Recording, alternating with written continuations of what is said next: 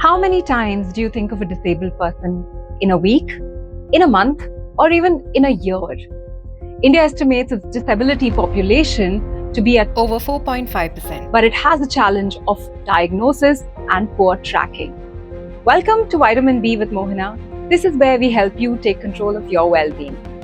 My guest today is Ferose VR, who is highly known for the renowned work he has done in the disability inclusion space globally. Today, he shares his life and inspiration of being a father of an autistic son. This is something that I learned over a period of time, that pain dilutes ego. And I realized that is the greatest strength of what a human spirit is about. That they are able to convert their pain to purpose. And that purpose could be in service of the child. On a lighter note, they say Elon Musk is actually autistic, right? That also is on the surface, that they are really operating. Many of them are actually geniuses.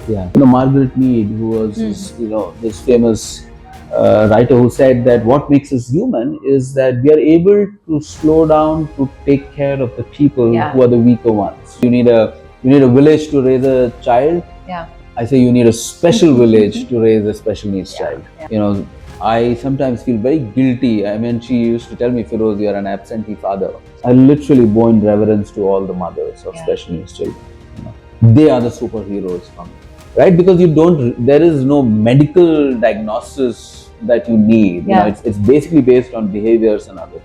But what do parents need to know, Feroze, about the early signs? Because earlier they say that you recognize this condition, you can do some sort of intervention. A product called Cognoa. It was built by Stanford students, where all you need is take a video of your child. Much needs to be done still in the space of differently abled or disabled people, as they call it, right? This is something that people are quite unclear still. I don't have the India numbers, but in US, yes, it's upward of 70% of the marriages end up in a divorce.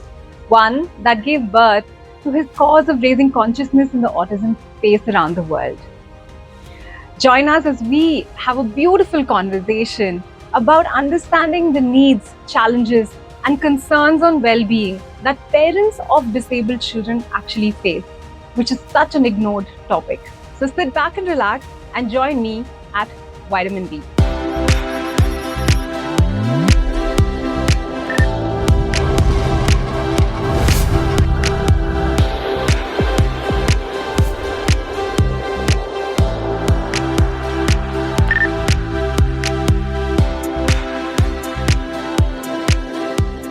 Welcome to Vitamin B with Mohana, Feroze. It's an absolute pleasure to have you here. No, thank you. Such a joy to be in your podcast. Yeah, great. I wouldn't have imagined a day like this, because in 2014 when I joined SAP, I would have never thought that the ex-MD would be sitting here and right in our studio. So it's great. Such a joy. I think we all have our journeys. So I'm delighted to see how well you have done for yourself.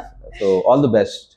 Thank you, Feroze. So you're in India. Yes. And it's great to have you back. Otherwise, you stay in one of the best places in the world, which is California, and you're back for such an important thing, which is really sort of change Indian fabric around inclusion itself. So the India Inclusion Summit 2024 is just a few days away. Yes. Like literally a few hours away, I would say. Yes. How are you feeling? Feeling a little nervous, but nervous in a good way. I always have butterflies before a big event. Because there are always a few things that can go wrong. But this is the 12th edition, so we've seen it all before.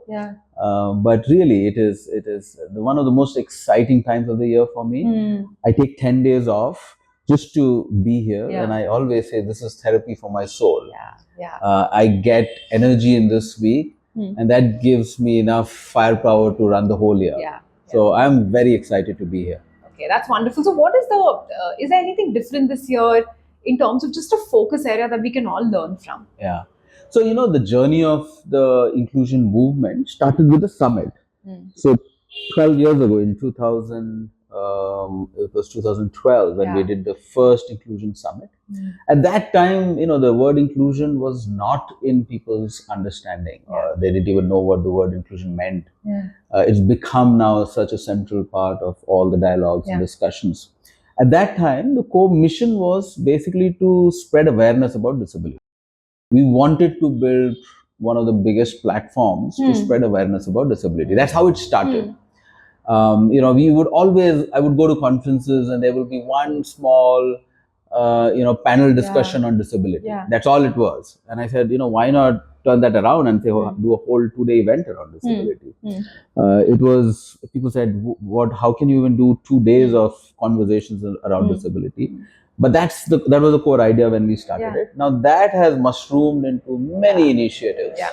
One of the things that we are doing this year is something called Everyone is Good at Something. It's a very interesting idea which we started 4 years ago. The idea was, I was greatly inspired by Humans of New York, which was basically photographs of everyday people. And I said, what does it take for us to take photographs of people with disabilities, of everyday people who are living their own lives? These are not superheroes. They're just everyday people going around with their lives. But I think there's a story there too, a beautiful story there. So I said, can I take photographs of everyday people across all states, all union territories, and all disabilities? So it's a 4-year campaign. Our goal is to run for at least 10 years. So we, put the top 100 photographs in the form of a book, and we are releasing this. We are releasing this on Sunday. So everyone is good at something. Right? Yes, and that's so true. Yes, and much needs to be done still in the space of differently abled or disabled people, as they call it. Right? Yes. This is something that people are quite unclear still. Companies are calling it differently abled, but then United Nations defines it as disabled. So that itself is a space to be, where we all have to get clarity. Right? So the way I see it, and there's a beautiful term, I think it was by a New Yorker author who used the word euphemism treadmill, which basically means that you will have a term, then as soon as the term becomes very commonly used, somebody will find a problem with the term, and then you change the term. And if you look at the world of disability, right from hundreds of years, we've had different terms. We started by saying retarded, then it was handicapped, then it was disabled, then it was differently abled, then it was specially abled. So, whatever term you use, it will change. That's why it's called a euphemism treadmill, right? Very interesting. It keeps changing all the time. The way I say, when I talk about disability, I say, use the word that is approved by United Nations, and that is people with disabilities. And the way they talk about this is lead with people first. So it's not disabled people or differently abled people, but the people come first. Disability is just one thing that they happen to have. That's why it's called people with disabilities. So I'm not stuck on any term myself, but I just say I lean towards the UN approved terminology, which is people with disabilities. And I think that helps us to have those meaningful conversations. I remember, Ferose, when I was studying in Tata Institute of Social Sciences, there was a professor who was born blind. And she said, who is calling me disabled? This is how I was born. I know how to live in this world with everything that I have. So that fundamentally sort of even brings forth the point that who is disabled, who is not, when do you become disabled, and what are our definitions of the world, right? At the end of the day. So it was a very beautiful realization that we had when we looked at her saying, hey, actually with what she has, she's fully able. Probably better than most of us, right?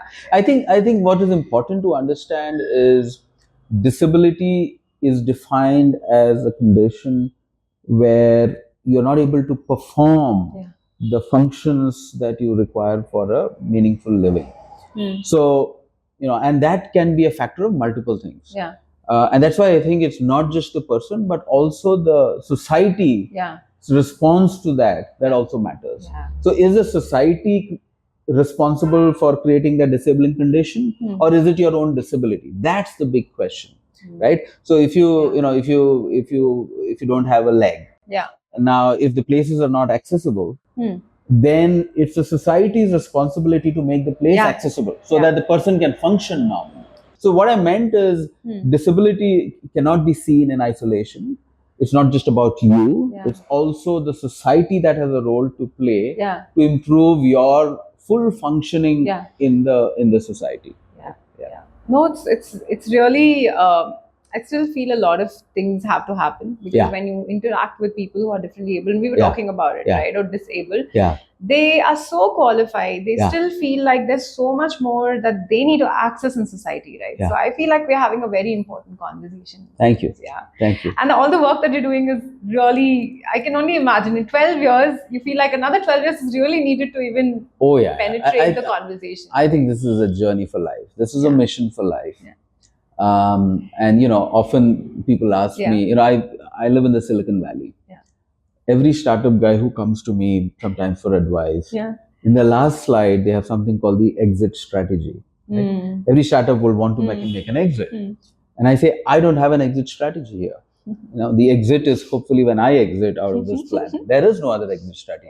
So this is a mission for life. You know, we have goals and milestones, but to see a truly inclusive India, to do a truly inclusive world, it's a generational mission. It's not just a mission of my lifetime. It's a mission of multiple generations. And as they say, right, you know, the moral arc of the universe always bends towards justice. But it doesn't bend on its own. You need people to do their bit to pull it towards justice. And I believe that I'm doing a little bit of my part to build, to kind of bend the moral arc of the universe. So I think everybody has a small role to play, and I'm just doing mine. And what I love is how you've taken your own personal, you know, journey, your own personal situation, and actually created a larger than life impact, or you're trying to create, continuing to create an impact, so that people are aware, people can realize that we also can step in and, you know, make a difference, right? And that for me was a very powerful, you know, story to understand as well, right? And for our listeners as well, it's great to know you better. So Ferose, you started, and I'm sure you've always, it's inherent, right? It's not that you had to be in that situation and you felt like this. There's a lot of things that are inherent as well. So I'm sure about that. But tell me, you have a son. And he's autistic. And you have done a lot of work, you know, trying to develop him, trying to help people understand what does it even mean. So what were the first emotions that you felt when you realized your child was autistic? So this is, you know, every time I speak about it, I get a little emotional about it, because I go back to the time when his diagnosis happened.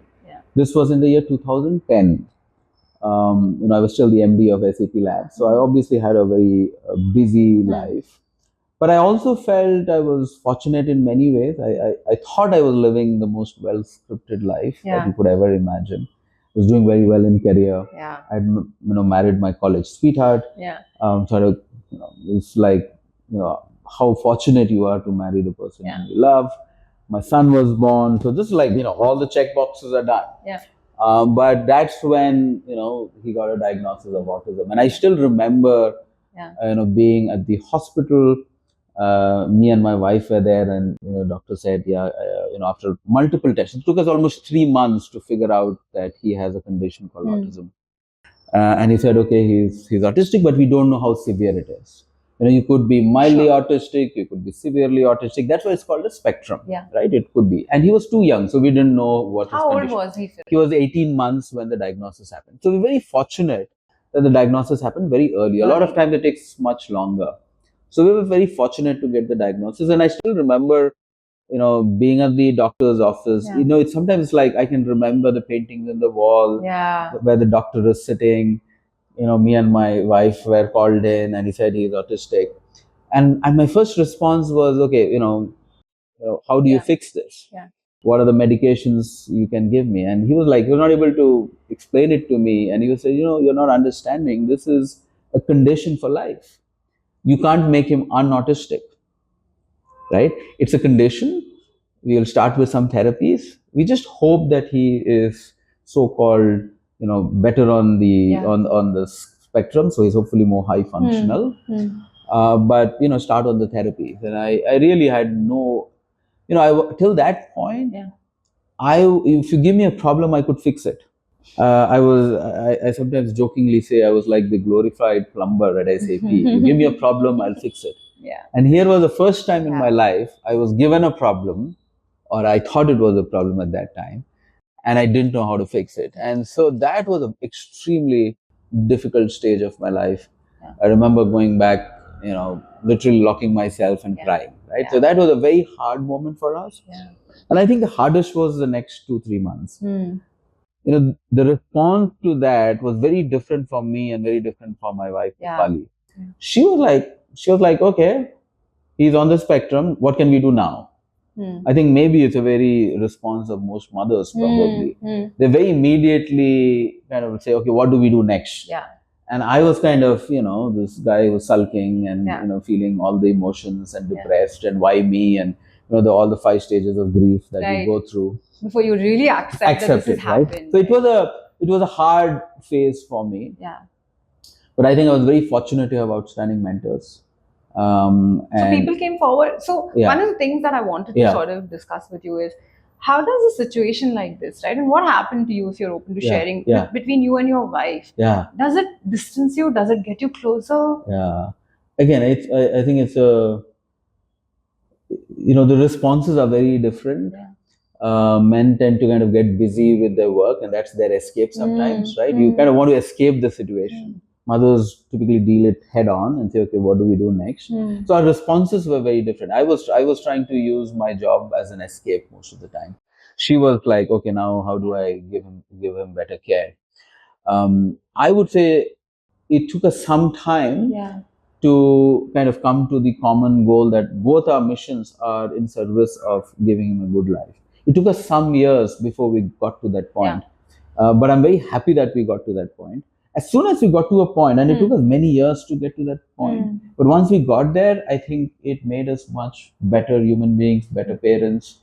In fact, the data shows that if you have a special needs child, not just autism, any disability, many of the marriages actually break down.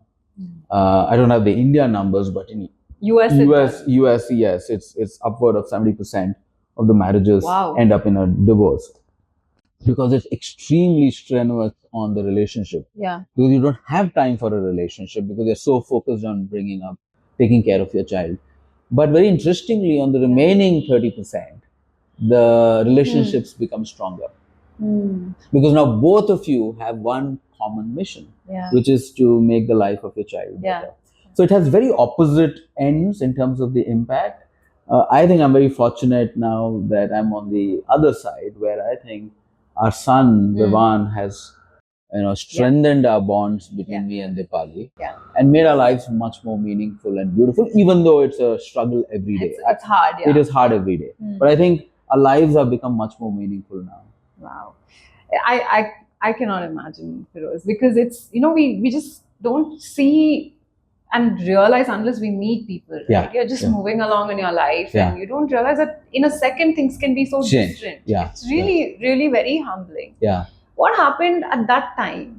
Did your social, because in India, like so many years back, I don't think it was that, the awareness was quite low, and it continues to be, I think, right? In any case, and we'll talk about that. But did people come and help you? Did you guys have to isolate yourselves for some time? What happened? So I think there are, you see the shift in very small things. For example, we used to live in an apartment complex. We stopped getting invited for birthday parties. It's a very simple thing that happened in a community with very highly educated people, right? Because Vivan would have tantrums sometimes. He would stem. He would do things very differently. So he was obviously the odd one out, but also because he wouldn't speak. He was not verbal. So people, if they asked him a question, he wouldn't respond. And people didn't know how to interact with him, right? So we started seeing a decline in invites for us for birthday parties. And we didn't understand this in the beginning. Like, the same people a year ago had invited us. Now they're not inviting us. So you start seeing very subtle ways how it impacts you, right? So socially, it gets very isolating. It's also isolating because for us to take him out, there is loud noises. He had huge sensory issues. If there's too many people, too much of loud, too much of lights, he would react very differently. He'll have a tantrum. So for us as well, sometimes we felt it's easier to be at home. It's a much more safer place to be than to expose him to the world and make him uncomfortable. So I think the worst thing that happens is that it becomes very socially isolating. And that's a tough journey to have. You kind of live in your own small world, and you start of kind of, become more and more, literally, people start believing you become antisocial, but it's not out of choice, right? So I think that's the hardest part to get in the beginning. And I feel that, that journey of raising a special needs child is very singular. It's very unique. It's only parents who go through it, who genuinely understand it. Everybody says, oh, I understand it, I empathize. But I say, no, you don't. I'm happy to help, but then it doesn't, right? It's a daily and I mean, people are all well-meaning, right? Everybody will say, how can I help? But really, there is not much you can do, because these kids, at least in our case, Vivan was more comfortable with us. Even if somebody else comes and wants to help, he's not comfortable because he has social anxiety. Right? So even if you come and say, I would like to help, and for example, okay, can I take Vivan, can I be the caregiver for a day so you get a break? He wouldn't want you, because he's just socially uncomfortable with strangers. So it's a very, very socially isolating experience that you have to live through. But human beings are incredibly adaptable. You'll figure it out. So over the years, how has this changed, Feroze, and how have you changed? But has this situation have more people, because there's greater awareness today? Have they sort of been able to lean in better? And do you still feel that isolated? So I think that when I look at, Vivan is 15 now. So he was diagnosed when he was 18 months. So 1.5 years to 15. So I can talk about what the changes that I've seen in the last maybe 12, 13 years. And I've moved to the US, of course. But even when I compare US and India, the awareness has grown disproportionately higher. So a lot of people know about autism. People otherwise didn't even know what it was. So the awareness have gone off the roof. A lot of people are very aware of what the conditions are. But I think in terms of really leaning into having the right support systems, making the places much more accessible and all of that, we still have a long, long way to go. So, as I said, this is a journey, but I'm very happy that the progress has been much faster than I actually expected, especially in India. The US, I would say, is at least 20 years ahead of India. And I'm saying this because I've lived in both the places. Much more advanced. Acceptance is not a problem. The places are extremely accessible. So you can actually live a pretty much a normal life even with a person with disability. But I think I'd like to say one fundamental difference about US and India, or maybe I'll broadly say East and the West. The West is a very independent society. They optimize for independence. Their whole goal is, how can the person with disability be independent? The East, and especially India, is a very interdependent society. We are not optimizing for that, okay, this person has to be independent. We are like, you don't have to. The neighbors will take care, the friends will take care. So it's a very independent society. So we don't optimize for efficiency. We don't optimize for, can this person be independent? The question, why should they be independent? I mean, the parents live with you, the grandparents live with you, we all live together. What is good and bad? I don't know. I think both has its But the design is very different. So if you understand that, you will realize why there is so much of differences here. So one of the things that I wanted to, sort of talk to you about is, why is this so different? And, when you just read even a little bit, right? It tells you that in India, there's a social context to it, where diagnosis is very much underdone, or it's misdiagnosed. And particularly with ASD, that's autism spectrum, right? You see boys getting it more, and they say girls have apparently a different way of coping with life itself.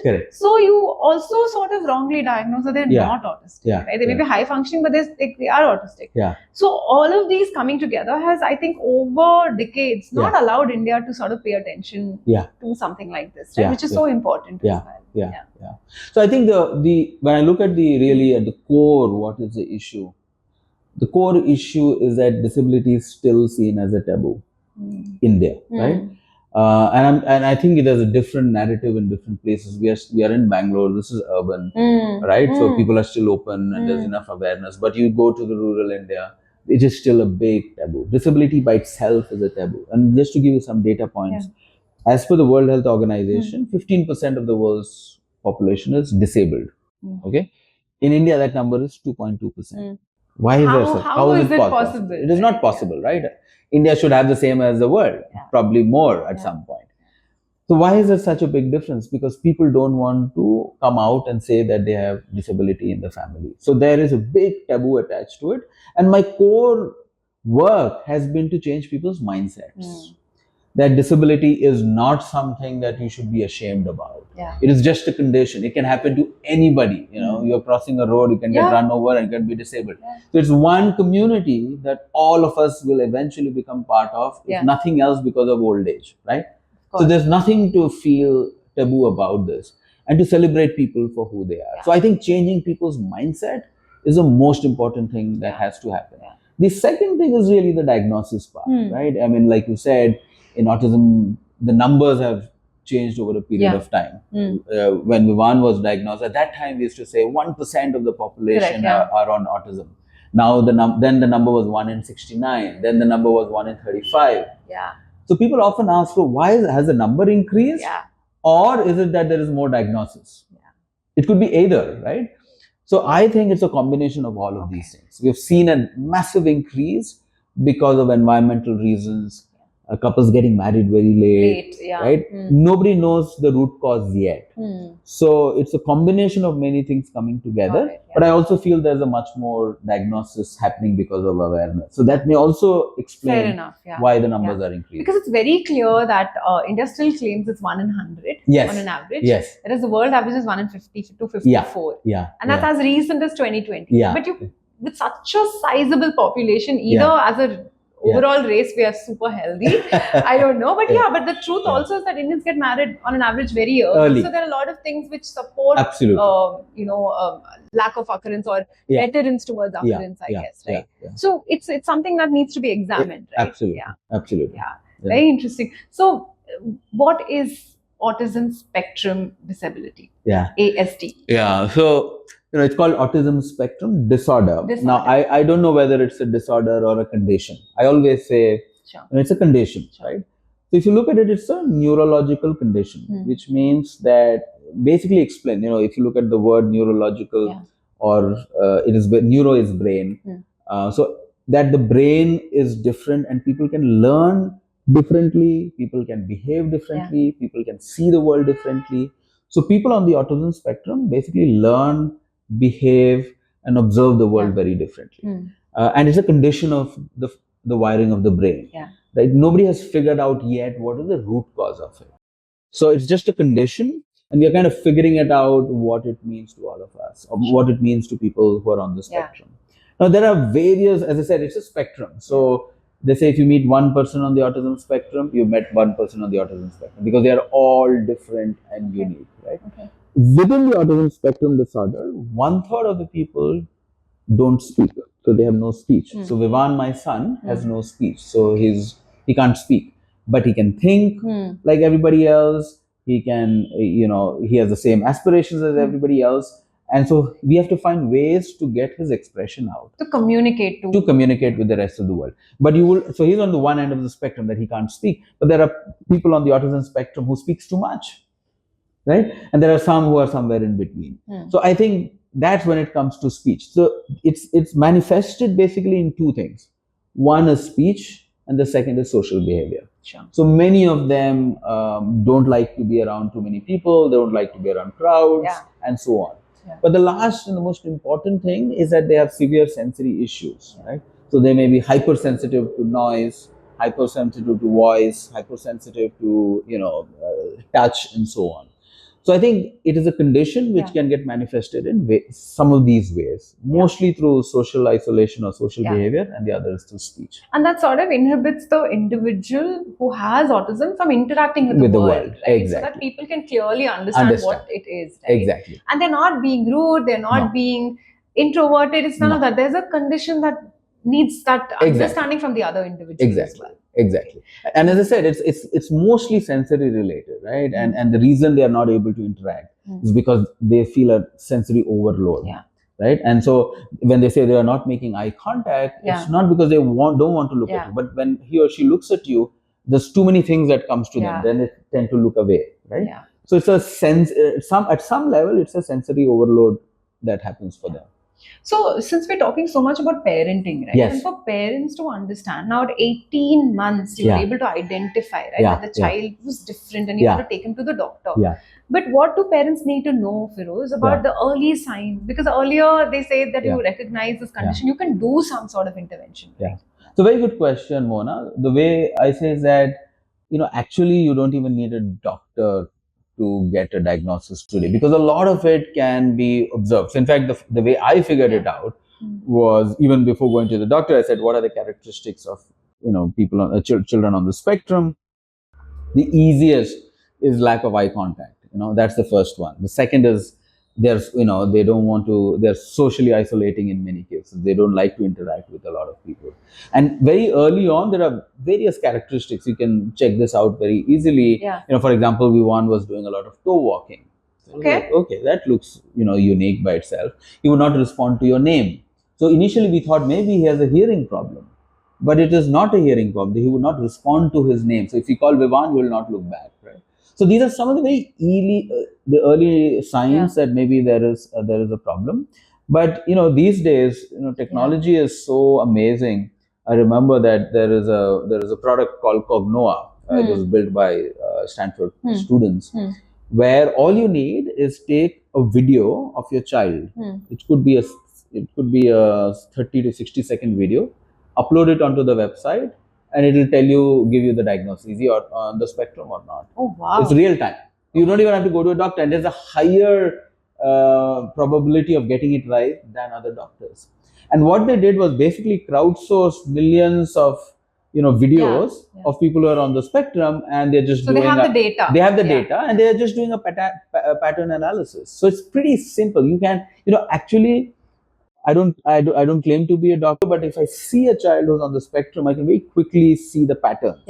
And come to know, is he on the spectrum or not, right? Because there is no medical diagnosis that you need. It's basically based on behaviors and other things. Is it, if the child is diagnosed early enough, are there early interventions? Oh yeah, I mean, absolutely. in the US there's therapy beyond therapy, right? From occupational to interactive. It's beautiful there, right? So as I said, there are a lot of interventions that you could do. The only advice that I would give to parents is try everything that you have access to, and very quickly move on if it's not working. Okay, that's my first and big advice. So there's so many therapies out there. You can get overwhelmed with all of them. You don't know what would work for your child. So try it out, right? If it's working, continue. If it's not working, try something else, right? It's a hit and trial all the time. There is no magic bullet for this, as I said, because every child is unique, right? So I don't know what therapies would work for somebody's child. So keep trying whatever you have access to. If it's working, stick with it. If it's not working, move on to something else. But that's such good advice, because a lot of people, when you're in that situation, you just don't know what's hitting you. And you're hopeful. Everything is about hope, right? Course, everything I tried should work. Absolutely. But maybe it doesn't. Most of the time it won't, by the way. But have the courage to move on to something else if it's not working. And don't get too disappointed. Parents being parents, when they start something, they're like, I hope this is the magic bullet. Right? This is the one that's going to fix him. Don't try to fix your child. You don't have to. Help him be the best version of himself. That is all I tell. Support him in what he can be best in his own capacity, right? Don't try to make him like yourself or somebody else. He is a very special, unique person. Let him be that journey. Yeah, that's so beautiful, Feroze. I mean, it's so hard because I did my psychology, and during that time, we knew somebody who wanted support for their autistic child. So every evening I would go. It was so difficult to interact. So I can only imagine it's almost like you're a soldier on war front all the time, and that's how they describe parents. It is. I mean, I can say, the entire credit of taking care of Vivan is entirely 100% my wife Deepali's, because of her. I mean, she's just amazing. We literally dedicated her whole life to taking care of him. I sometimes feel very guilty. I mean, she used to tell me, Feroze, you're an absentee father. And I'm trying to become a better father now, being more hands-on. But I feel it's a journey where I have the greatest. I literally bow in reverence to all the mothers of special needs children. They are the superheroes for me. But doesn't take away that men have to do more. I actually feel that men can do way more than what they're doing. That includes myself. I think there has to be both parents invested fully, especially in a special needs child. They say, right, you need a village to raise a child. I say you need a special village to raise a special needs child. No, totally understand. But are parents operating differently? Do they have certain characteristics which you can say is different for parents who may not have, an autistic child or a disabled child? I think the hardest part, and I'm saying this is what Dipali tells me, right? The hardest point for a caregiver is to keep doing the same thing over and over again and accept that there won't be progress. That is the hardest part. Just to give you a context of what I'm saying, we've started speech therapy for Vivan from the time he was 2. He's 15 now. So we did speech therapy for, I think, 10 years. He still didn't speak. Imagine you're taking your child 3 times a week to a speech therapy. And you've done it for 10 years. And it still doesn't. Work. So it can be incredibly heartbreaking. But what is the courage that it requires for you to get up and say, I'm still going to do it, right? Knowing very well that this may not change anything. So sometimes it's two things are hard here. One is the repetition and boredom of doing the same thing. It's pretty boring, right? I mean, doing the same thing over and over and over again. You are willing to do that if you're seeing progress. Incredibly hard and disheartening if you're not seeing progress. How do you get up every day and say, you know what, I'm still hopeful. I think that's incredibly hard. So how do you all cope? What's your coping mechanism with all of this, right? I don't know. I think different people have different coping mechanism. I'll tell you what works for me. I've come to realize this, that service is the only way to deal with your suffering. There is no other way. I mean, in my journey of the last 13 years after Vivan's diagnosis, we go through our different emotions. Initial coping mechanism is typically escape. Like, okay, let me just work harder. Right. Then sometimes you say, okay, let me hit the bottle. Maybe I'll just escape by having some alcohol and having my downtime. Right. I'm pretty convinced now that service is the only way to overcome suffering. Can you do something which is greater than yourself for the community? Gives you great sense of meaning. Doesn't make the journey easy. I can tell you that every day with Vivan is a hustle. It's a lot of work. It's I called my wife today and she was like, oh, he scratched him in his hands and she had some bleeding and all of that. Every day, some days are good, some days are bad. But I think only through service you get the courage to do what you're doing day in and day out, because you started realizing that there's something much bigger than yourself that you're working towards. So that's my way to cope. And that's your way to give back to others who may also need. Right? Absolutely. But I also tell them I'm doing it not for the world, I'm doing it for myself. I get a lot of accolades, sometimes way more than that I deserve. Like, oh, you're doing so much for the community. I actually tell them, no, I'm doing it for myself. I'm doing it because it gives me the courage to deal a life which is pretty hard. So Ferose, over the years, for your son, how did you build this ecosystem, right, of being a parent, ensuring the child is learning, the child has good health, and probably also some social setup, right? Or is it even possible? What should parents know? You are actually kind of solving multiple problems at the same time. Like you rightly said, there's a health issues, there are issues with education, there are issues with social stuff. He's in his teenage years, so the hormones are all over the place. So this is actually the hardest phase, is the teenage years.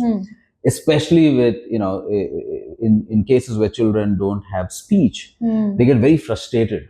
because they can't express themselves. And so that gets manifested in tantrums and all those stuff. The teenagers are incredibly hard. And I keep, not to overwhelm people, but I say teenage years are very hard, but they also end.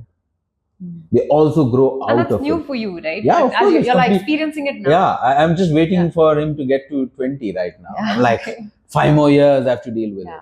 But not to give up. It's hard, but you should also know that they get better as they grow older. But I think if you have to prioritize, the number one should be their health. Okay, because Vivan had severe challenges. He had a Crohn's disease, which is an autoimmune disease. So for 2 years, he didn't go to school. He was getting homeschooled because his health condition was pretty bad. So initially, we were like very, very sad that, he's not able to go to school. He'll not be able to finish his schooling in time.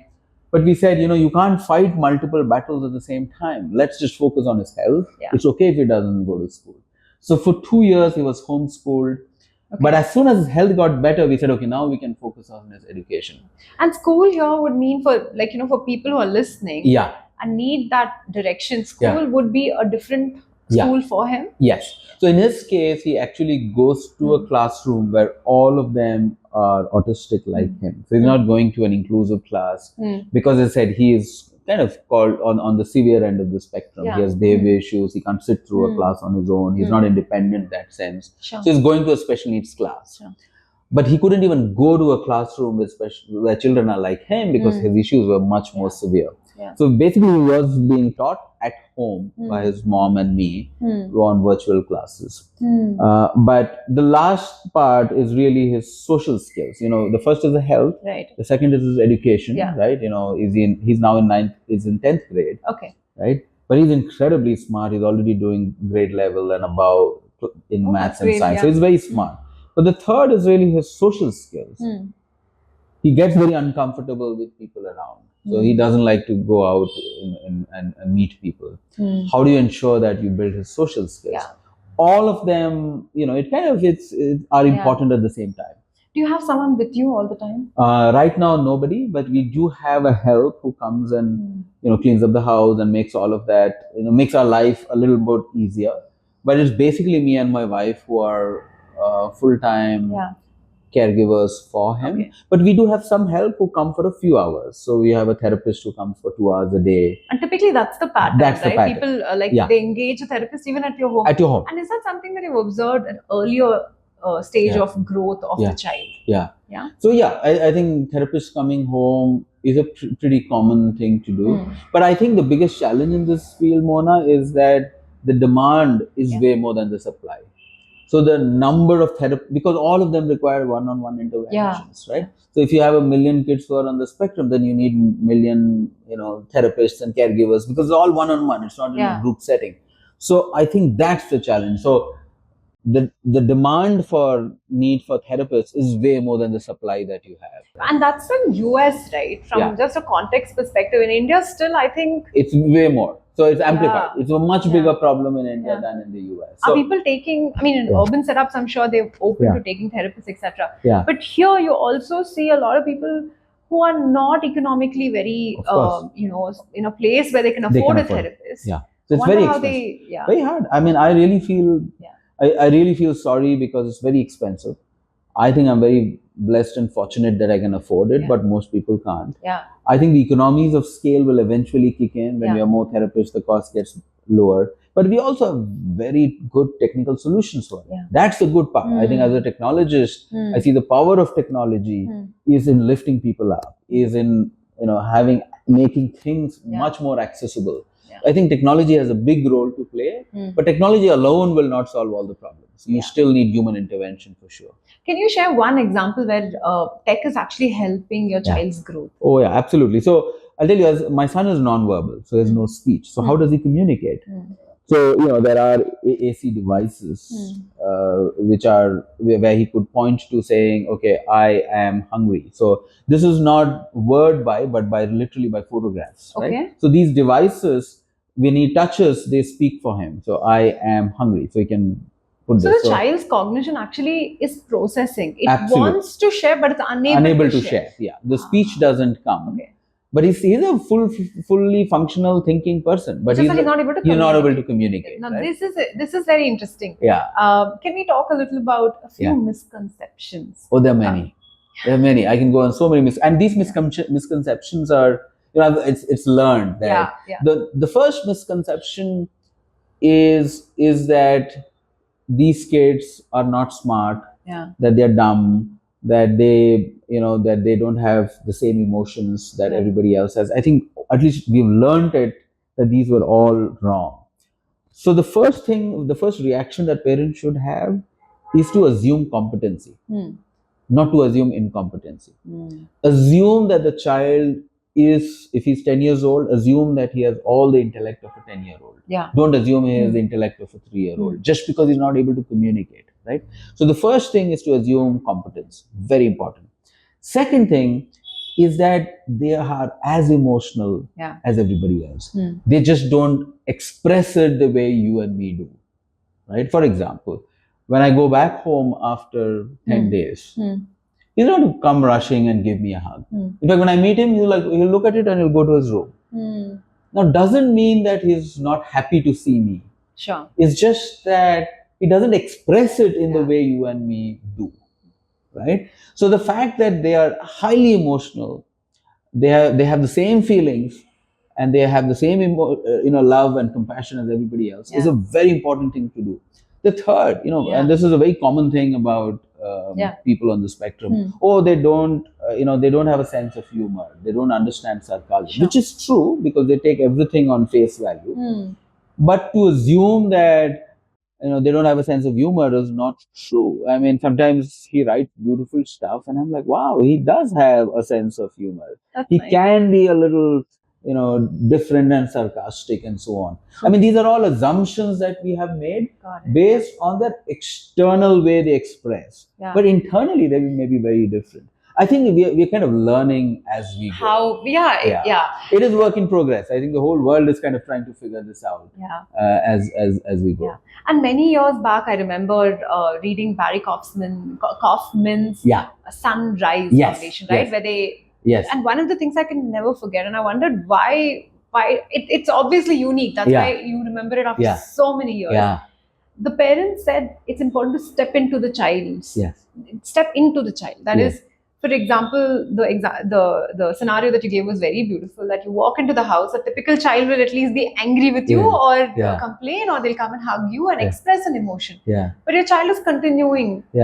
But it's for us to sort of step into their world and say, hey, this is what they need. Going through. But that requires so much sensitization, so much awareness, so much empathy. Empathy is the core. Empathy is the core. It's unbelievable. So why is it also talked about that these children are heavily gifted and evolved? In fact, they say on a lighter note, they say Elon Musk is actually autistic, right? That also is on the circles, that they are really operating. Many of them are actually geniuses. Why does that happen as well? So I think there's a lot of stereotyping that happens, and as I said, it's a spectrum. So. And our understanding is mostly through media and movies and so on. I think there's when you look back, a lot of the stereotyping happened because of Rain Man. Rain Man was the first movie that had an autistic savant as the main character. It's a true story. It's about Kim Peek and so on. But the problem with that is that the autism community actually doesn't like the movie so much because they say everybody assumes that all autistics are savants. That's not true. I mean, it's a spectrum. What they showed was for a genius, but not all autistic people are geniuses. That's not true. Put it in a good light. In a good light, of course. It did spread awareness. It put it in a much more positive light. But what I'm saying is, don't assume that everybody is a savant. Some of them are very intelligent. My son, for example, is extremely good in maths and science. So when he was in 9th grade, he already finished 10th grade maths and science. Right? So we know that he's very good in mathematics and science. He may not be so good in other stuff. So I think there is something in them that makes them cognitively pretty sharp. They're very good analytics. but they may not be very good in language, for example, Got it, right? yeah. So they may be extremely good in one thing and not so good in something else. But every child is different. Yeah. Some are good in music, some are good in writing, some are, but I always say, everyone is good at something. You just need to figure out what they're good at. Yeah, that's very beautiful. Yeah. But where should society pay attention to in terms of leveraging them, getting them into jobs or different spaces, right? Yeah. What is your view? What is your guidance to society? So my core belief is that identifying what is uniquely special about them is a journey. When I tell about this, I say I don't even know what Vivan is genuinely good at. Right? Okay, I know he's good in maths, for example. But what will he do to make a living? I have no clue. Right? But that search continues day in and day out. He's very good in poetry. He writes beautiful poems. He's a far better writer than I am, right? Yeah. So is that something that you could leverage? I don't know. But the fact is they all need help. They all need support. They all need accommodations. I think we should focus on doing the right accommodations to maximize his potential. Yeah. What does it mean? Will he work in a regular job? I don't know. I think jobs by itself are changing. Of course. We just talked about it. Yeah. Right? So who knows what he would do? But the ability to lead a meaningful life of dignity is the most important thing to focus and that's what you are trying to Absolutely. So what are your fears, Feroze? I think the common fears are what happens to your child after you're gone. Yeah. This is the universal fear. Yeah. I've spoken to parents across this, and it's not just autism, It's all not, kinds yeah. of disabilities. Number one fear is what happens to your child after you're gone. Now, there are various responses to that. My first thinking is guilt and worry are very futile emotions. Guilt is about the past, which you have no control. Worry is about the future that you have no control. So just focus on your present. Right? But it took me a lot of time to get there. Yeah. Even now, of course, I worry about his future, and Dipali worries about Vivan's future. But you realize these are very futile emotions. Yeah. So I would say reduce that to as minimum as you can. Of Yeah. course, you want to be prepared. You do a Yeah. will. You hopefully are financially secure and work towards that. But don't spend too much time on guilt and worry. Right? That's my first advice to every parent.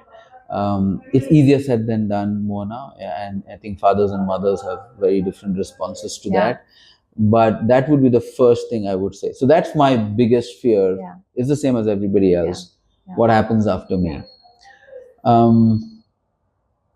The very spiritual answer is what Rumi said very beautifully, that wound is a place through which light enters.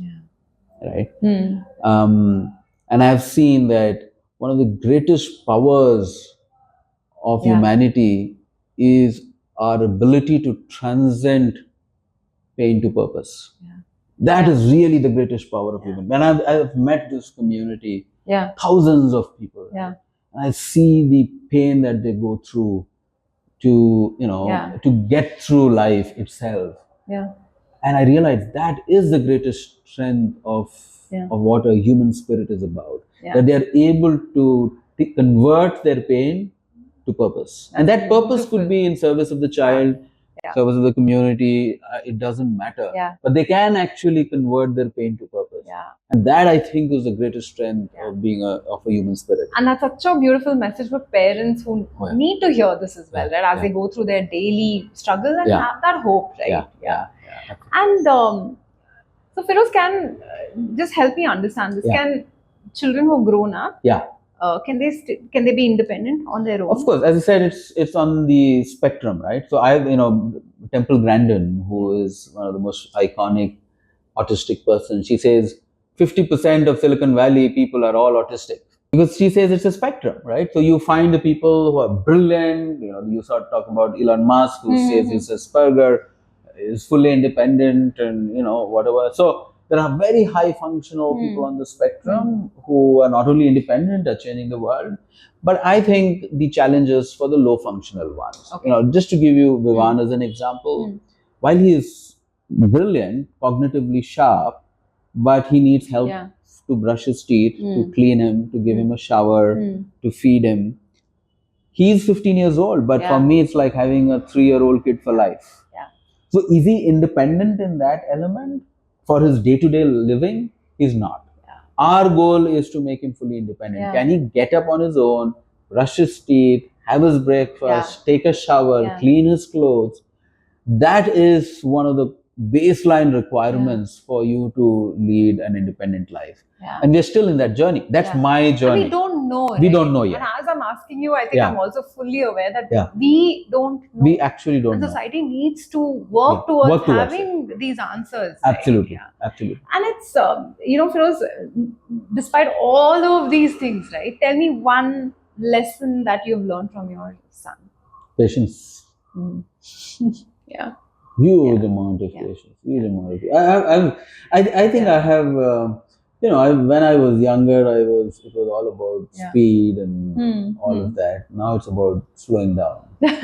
And meaningfully so. Meaningfully slowing down. Now you can achieve a lot by slowing down. Yeah. Slowing down doesn't mean you become lazy. Yeah. And the reason I'm saying this is I think that is what defines us what we human beings are. Yeah. Margaret Mead, who was this famous writer who said that what makes us human is that we are able to slow down to take care of the people who are the weaker ones. Yeah. Yeah. That's so nice. Right? Yeah. That's what makes us human. Yeah. We have the ability to say, okay, I'm not going to leave this person behind because he's slow or he can't be like us. But I'm going to slow down and get to that person's speed and get that person along with us. That's what makes us human. Yeah. Right? Yeah. That's so nice. So what is your advice to parents if you had to give one or two things that they can really take away, think through and apply it in their life? What could it be? As I said, I'm also learning, and I don't claim to be perfect. So I'm very cautious of not giving too much advice, but I'm happy to share the things that I have learned and which I hope are hopefully useful to the listeners. The first and foremost, and I hope this is the case, is that this is a team effort. Okay, you can't do it on your own. So you need not just immediate family members, and I'm very fortunate to have outstanding support system. To have a good support system is the number one requirement. You cannot do it on your own. So you need to have a good support system. Build your support system so that you can once in a while take a break, and all of that. So have a good support system. Second is that while it's going to be hard, it's also going to be very meaningful. And the reason I'm saying this, Mona, is because I've met the finest people in this community. And the reason for that? This is something that I learned over a period of time, that pain dilutes ego. Yeah. And I think Gandhi said it beautifully, that when the ego dies, the soul awakens. Yeah. Yeah. Right? It's a journey of diluting your ego. Right? To realize that, how can you grow when it's not about yourself? Right? Yeah. I must confess, I was, pretty successful at a young age, and success actually breeds a lot of ego, right? So it required a little bit of a humiliation in some senses to get you grounded, to make you humble. And make you a better human being. If nothing else, I say that Vivan has made me a much better human being than I ever was. In fact, I would love to share what Naoki Higashida said very beautifully, a Japanese autistic person. He was one of the first autistic people who was nonverbal, who wrote an entire book about why he did what he did. And when I read the book, I understood Vivan. So he would say, why do I flap? Okay. I didn't know why Vivan flaps like this. He actually said what happens inside them and why do they do the flapping, for example. Right?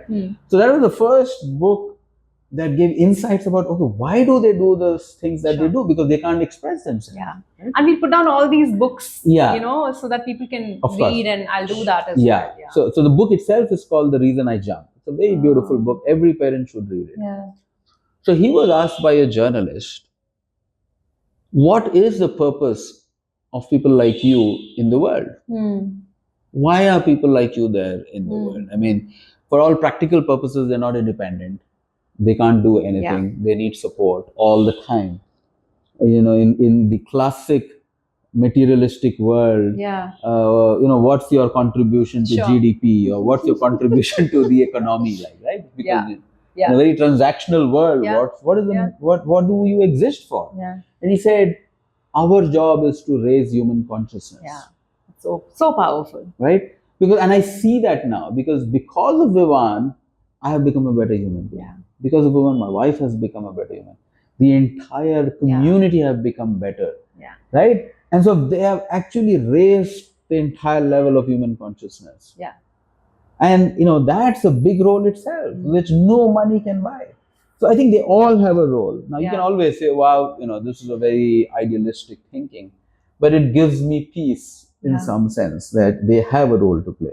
And I think normal day to day for anybody, I think you always need to sort of try to push yourself and elevate to actually being conscious.